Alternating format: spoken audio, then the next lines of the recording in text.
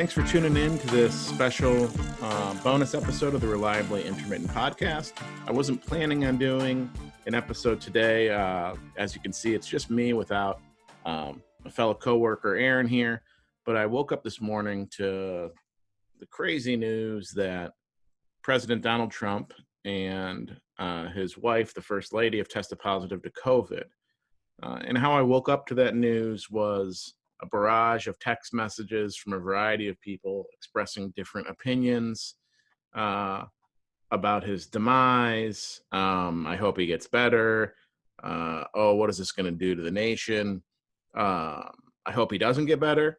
And it was the I hope he doesn't get better ones that really struck me and made me think, man, I need to get away from work for a little bit, because my first thought was my clients are going to be seeing postings on Facebook by their employees from people with political ideology that are going to reiterate that same thing. And it's not a political statement that I'm saying, but the question I think I'm going to be getting over the next 24 hours is, can employees post negative things about the President of the United States wishing that he will die?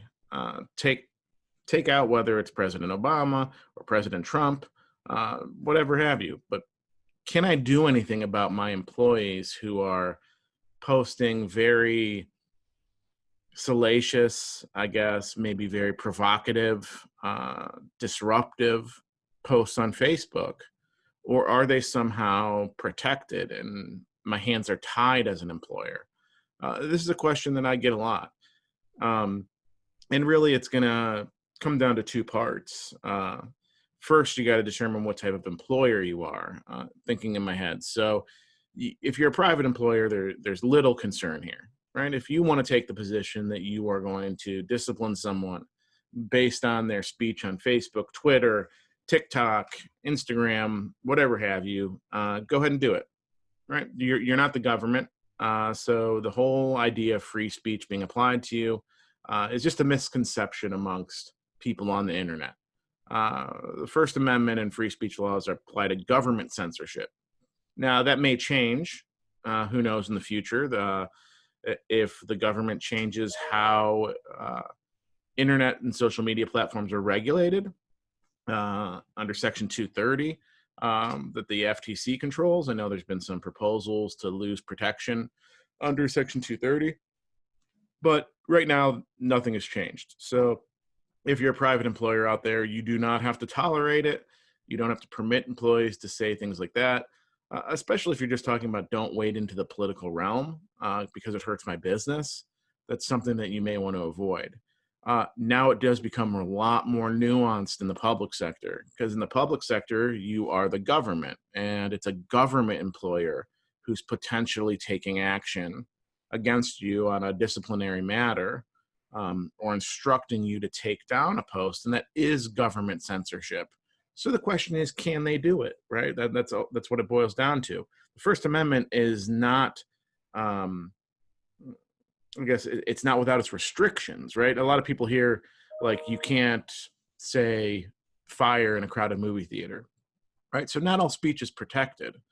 So a lot of times, and I'm going to do a really quick overview. I'm not going to go into any details, but the general aspect that I like to say to my clients is, if you would get in trouble for saying something at work, right, and then you post that online, there's a good chance it's something that's not protected by the First Amendment, right? If I call my boss an a-hole in the office, I'm probably going to get in trouble. And if I post on Facebook that my boss is an a-hole and they find out about it, I'm probably going to get in trouble. Okay. Now, if I'm at work and I'm saying I don't support this tax reform, I probably wouldn't get in trouble.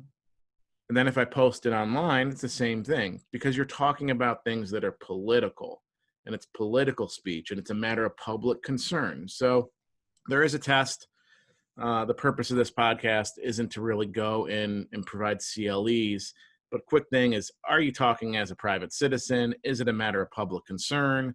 If you meet those two things and then your interests outweigh the interests of your employer in silencing the speech, then the speech is protected, right? So then it begs down to, what happens if someone posts, President Trump deserved to get COVID and I hope he dies? Okay.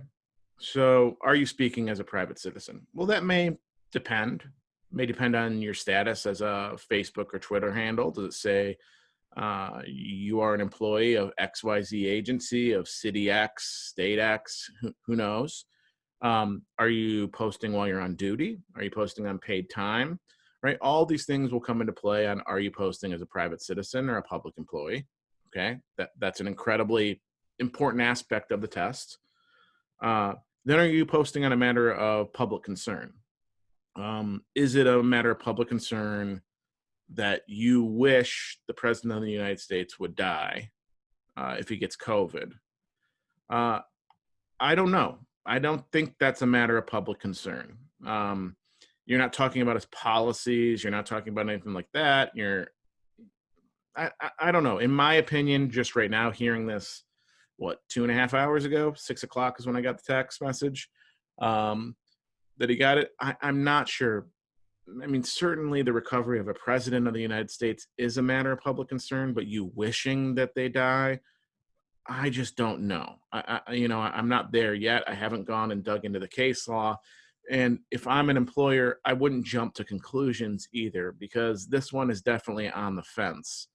You usually don't get to whether, that speech outweighs your employer's interests.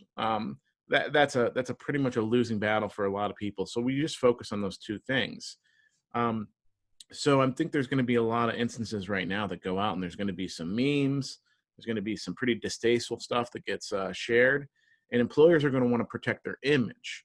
And in protecting their image, they may take an overly zealous and aggressive stance of discipline or silencing that may open them up for litigation. And that's really kind of my concern, is in the workforce, in the employment realm, there is a desire to rush through things.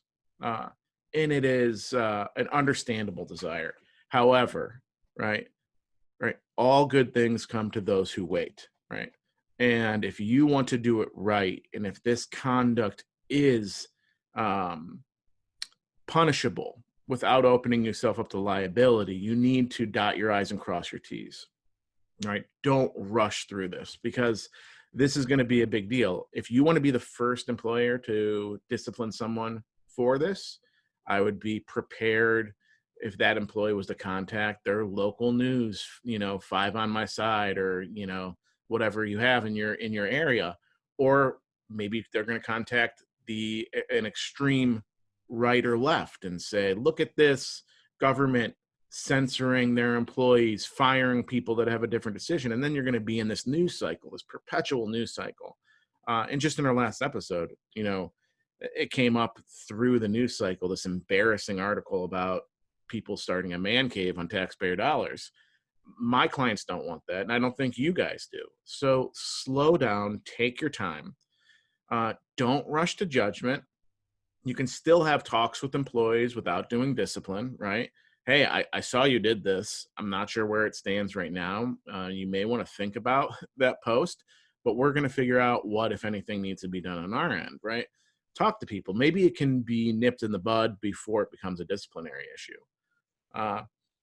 It's just something that really cropped up in my head. I know it's a quick one today, but I just wanted to get it out there in case anybody was thinking or facing these types of actions, that you got to do a critical analysis of what the post actually is. If you are a public sector employer where the First Amendment is applying, if you are a private sector employee, you don't have to do that in-depth analysis. You do have probably your handbooks and your policies you have to follow.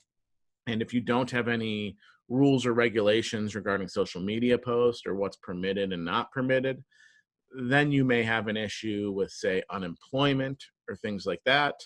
But that may be something you're willing to live with.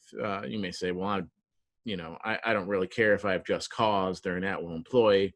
I want to sever ties because that behavior is not acceptable. But some common rule violations that you see outside of kind of social media that type of speech would require or would violate is when you bring your employer into a negative light, right? When you're embarrassing your employer like that, when you're acting unprofessionally. That's a big one. A lot of people require professionalism maintained on and off duty. And if you kind of bring us into a negative light, I don't pay you for me to have to answer for your outside of work actions. And if you're making me do that, right, then you're making me do too much work. You're costing me too much money. And I'm going to sever ties. It's just as easy as that. And right now, people really rush to be the first one to get on their keyboard and to be the keyboard warrior, to get the most likes. And they don't think about their repercussions on their day-to-day life. So I wouldn't be surprised in the next 24 hours if I'm going to get a lot of calls. But hopefully this benefits everybody. I know this was a quick one, and I hope it's useful. Me and Aaron or another conglomeration of hosts will be with you guys next week for another episode. And thank you for tuning in. Like, subscribe, and share it with your friends. Have a good one, everybody.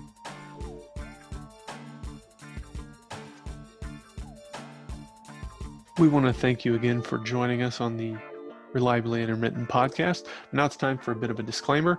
This podcast and all others on this feed are for informational purposes only and not legal advice. No attorney-client relationship is formed by listening to this podcast or any others on the feed. Should you require or want legal advice, we encourage you to reach out to an attorney or statutory legal counsel as the case may be. Thanks again for joining us, and we will talk to you next time.